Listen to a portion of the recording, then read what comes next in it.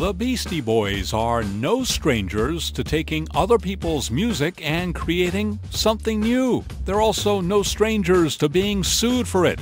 It was unusual, however, when someone took their music and then sued them for it.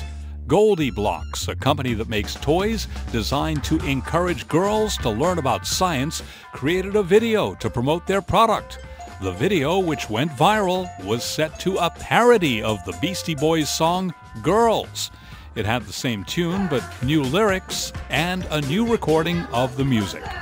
After lawyers for the Beasties contacted GoldieBlox, the toy company filed a lawsuit seeking a declaration of fair use.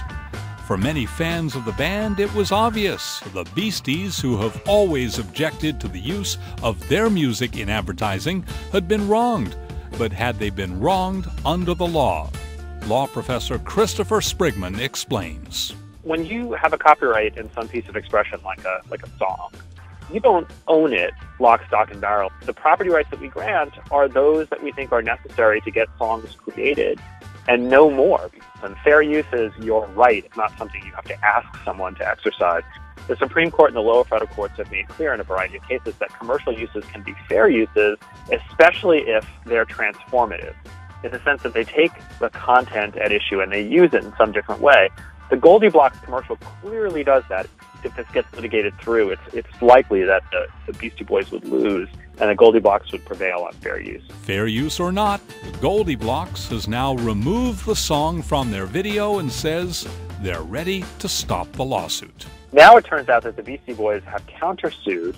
They've filed a complaint in federal court countersuing for copyright and trademark infringement.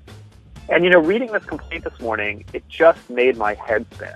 They of course, committed a whole lot of copyright infringement when they were younger, and I think they did it in ways that were wonderful, actually, and enriched the culture. They stitched together some great songs on Paul's Boutique using other people's music, and that was something I loved and appreciated. But to turn around and say now that GoldieBlox, by parodying their song, is somehow ripping them off, stealing their material, is just kind of a step too far for me. It's just too hypocritical.